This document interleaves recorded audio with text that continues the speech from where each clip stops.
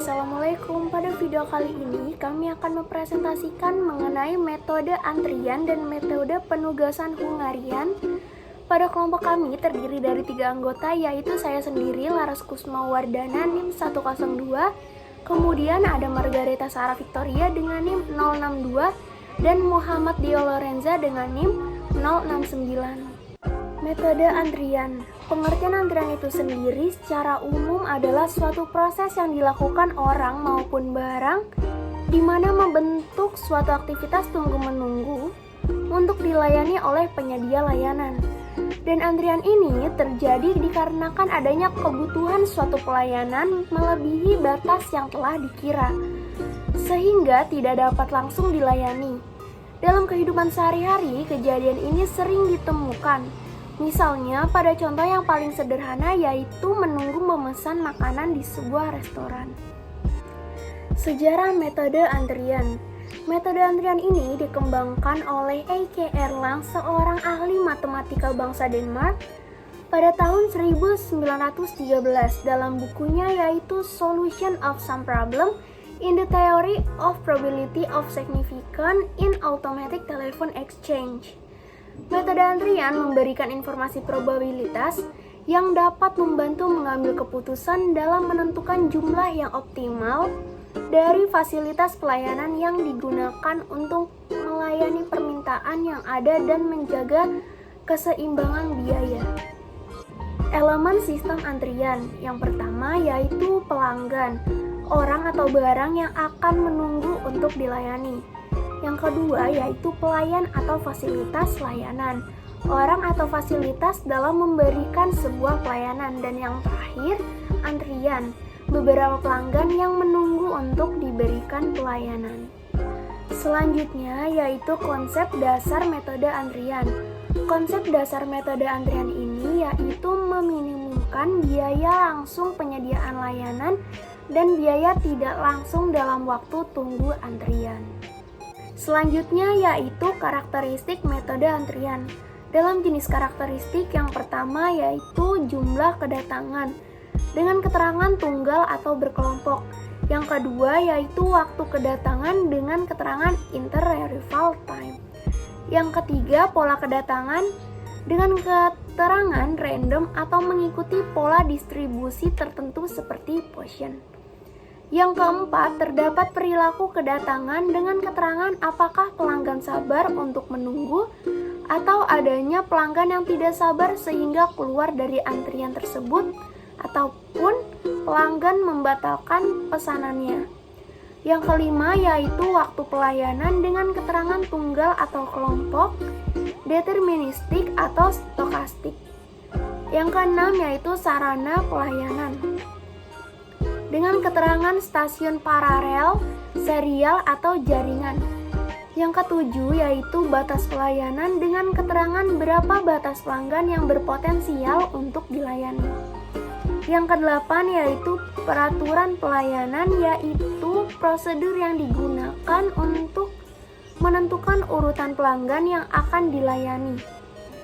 Yang kesembilan yaitu jumlah antrian dengan keterangan terbatas atau tidak terbatas. Dan yang terakhir yaitu aturan antrian dengan keterangan aturan antrian dalam menerima layanan.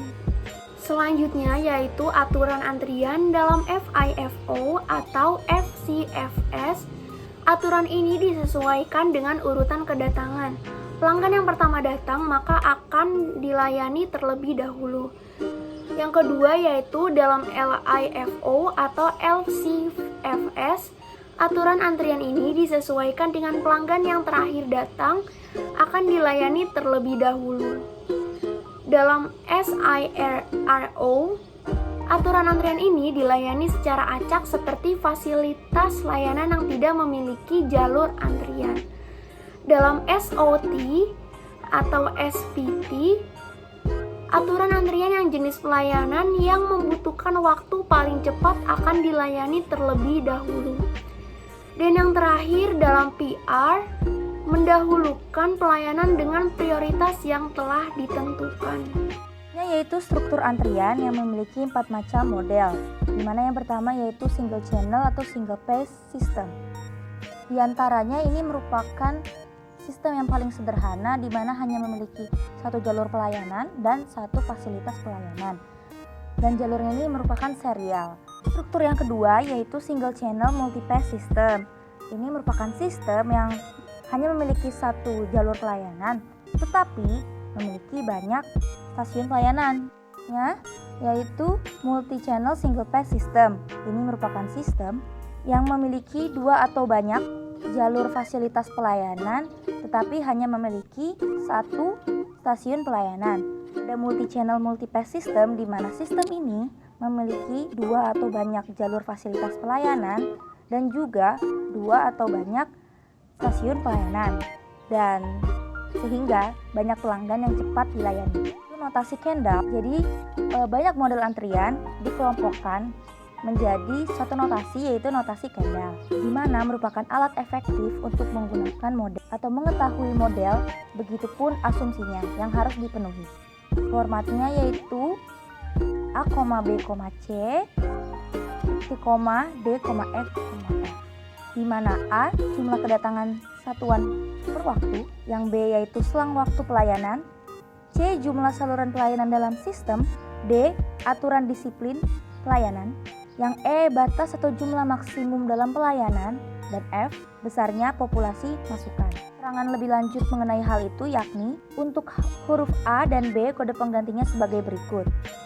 M yaitu distribusi waktu kedatangan Poisson atau pelayanan eksponensial, juga sama dengan distribusi waktu antara kedatangan eksponensial atau distribusi satuan untuk dilayani seperti distribusi Poisson. Lalu ada D, antar kedatangan atau waktu pelayanan tetap.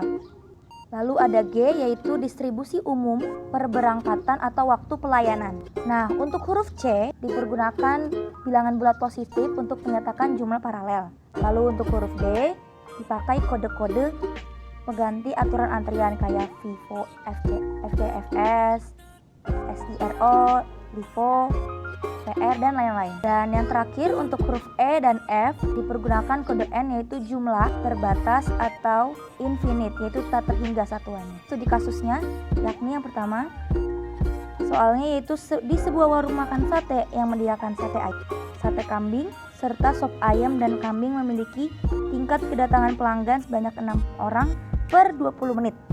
Sedangkan pelayanannya memerlukan waktu rata-rata 20 orang per jam.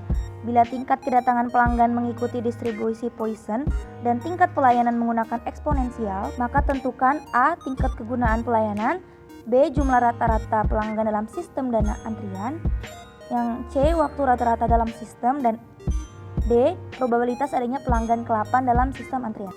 Nah, di sini kita bisa lihat lambda ini melambangkan tingkat kedatangan pelayanan, yaitu 6 orang per 20 menit hingga 18 orang per jam. Untuk tingkat kegunaan, rumusnya yaitu tingkat kedatangan dibagi dengan pelayanan rata-rata, yaitu sebesar 0,9 atau 90%. Nah, artinya 90% itu menerima pelanggan, sedangkan 10% dari waktunya itu menganggur. Lalu yang B, jumlah rata-rata pelanggan dalam sistem dan antrian. Dengan rumus yang dalam sistem yaitu tingkat kedatangan dibagi pelayanan rata-rata dikurang tingkat kedatangan, yang hasilnya yaitu 9. Jadi pelayan ingin 9 orang itu dalam sistem. Sedangkan jumlah rata-rata dalam antrian yaitu rumusnya tingkat kedatangan pangkat 2 dibagi dengan pelayanan rata-rata dalam kurung pelayanan rata-rata dikurang tingkat kedatangan, dengan hasil 8,1. Sehingga di sini dimaksudkan pelanggan yang menunggu antrian ada 8 orang. Lalu C, waktu rata-rata dalam sistem. Rumusnya 1 dibagi pelayanan rata-rata kurang tingkat kedatangan, yang hasilnya 0,5 jam yaitu 30 menit, yang merupakan waktu rata-rata pelanggan menunggu di dalam sistem. Yang terakhir yaitu probabilitas jumlah individu dalam sistem, yakni yang orang ke-8. Dengan rumus dalam kurung 1 dikurang tingkat kedatangan dibagi pelayanan rata-rata, tutup kurung lalu buka kurung, tingkat pelayanan maksud saya tingkat kedatangan pelanggan dibagi waktu pelayanan rata-rata, tutup kurung pangkat N, sehingga mendapatkan hasil 0,043. Nah, ini adalah probabilitas adanya pelanggan ke-8 dalam sistem. Oke, selanjutnya model pembahasan Hungarian. Model penugasan. Hal-hal yang berkaitan dengan penugasan optimal dari beberapa sumber produktif dan personalia yang mempunyai tingkat efisiensi yang berbeda-beda untuk tugas-tugas yang berbeda-beda pula. Model penugasan merupakan model khusus dari model program linier yang serupa dengan model transportasi. Perbedaannya adalah dalam model penugasan, penawaran pada setiap sumber dan pemerintah pada tiap tempat tujuan dibatasi sebanyak 1 unit barang saja. Metode Hungarian.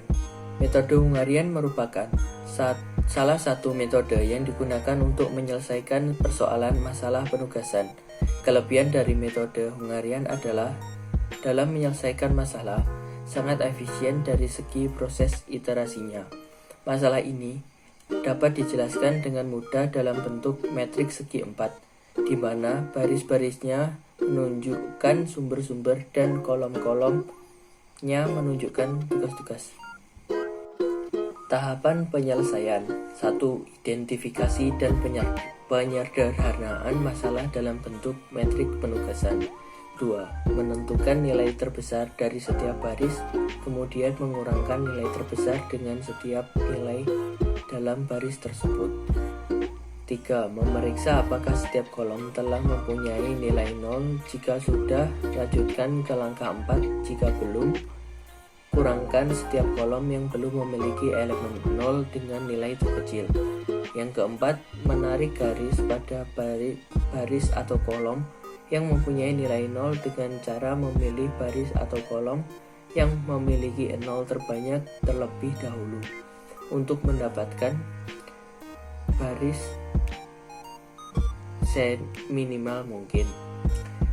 Jika jumlah garis sudah sama dengan jumlah baris atau kolom, maka tabel telah optimal. Jika belum, maka lanjutkan ke langkah 5. Langkah kelima, mengurangkan semua nilai yang tidak tertutup garis dengan nilai terkecil dan nilai pada perpotongan garis ditambahkan dengan nilai terkecil. Yang keenam, jika semua baris atau kolom yang mempunyai nilai 0 sudah tertutup garis, maka tabel sudah optimal. Contoh studi kasus. Yang pertama, penelitian ini dilakukan di CV Surya Pelangi Pekanbaru yang merupakan salah satu perusahaan yang bergerak dalam bidang jasa pembuatan pakaian. Data yang diperoleh dari CV Surya Pelangi adalah banyaknya produksi pakaian oleh 8 orang karyawan untuk 8 jenis pakaian. Berdasarkan data yang diberikan CV Surya Pelangi, jika setiap karyawan hanya mengerjakan 1 jenis pakaian dalam 1 minggu, maka jumlah setel pakaian yang dapat diselesaikan setiap karyawan dalam 1 minggu dapat dilihat pada tabel berikut. Tabel 1. Data jumlah pakaian yang diselesaikan setiap karyawan. Permasalahan penugasan pada tabel 1 akan diselesaikan menggunakan metode Hungarian dengan tujuan memaksimalkan jumlah produksi pakaian pada CV Surya Pelangi. Berdasarkan data pada tabel 1 akan kita selesaikan menggunakan metode Hungarian. Langkah pertama yaitu mengurangkan nilai terbesar pada setiap baris dengan setiap nilai pada baris tersebut. Untuk pertama, mengurangkan nilai terbesarnya yaitu 90 dengan setiap nilai pada baris tersebut. Baris kedua, mengurangkan 87 dengan semua nilai pada baris kedua. Begitu seterusnya sampai baris terakhir, maka didapat tabel seperti berikut. Tabel 2, hasil pengurangan baris. Berdasarkan tabel 2, masih terdapat kolom yang belum memiliki nilai 0, yaitu kolom pertama, kolom ke-6. Untuk kolom pertama, kurangkan nilai pada kolom pertama dengan nilai terkecil yaitu 9. Begitupun untuk kolom ke-6. Maka akan didapat solusi awal seperti tabel berikut. Tabel 3, solusi awal untuk metode Hungarian. Setelah mendapat solusi awal, Yang akan dilakukan selanjutnya adalah menarik garis melewati semua nol dengan cara memilih baris atau kolom yang nolnya paling banyak terlebih dahulu agar garis yang dibuat bisa seminimal mungkin. Lakukan seperti pada subbab 1.1 sampai garis yang didapat sama dengan jumlah baris atau kolom. Maka didapatkan solusi optimal seperti tabel berikut. Tabel 4. Solusi optimal menggunakan metode Hungarian. Dari metode Hungarian didapatkan maksimal Z X G1 ditambah X A2 ditambah X D3 ditambah X B4 ditambah X F5 ditambah E6 X E6 ditambah X C7 ditambah X H8 dan Z ditemukan dengan hasil 651. Sekian presentasi dari kelompok kami. Jika ada kurangnya mohon maaf. Wassalamualaikum warahmatullahi wabarakatuh.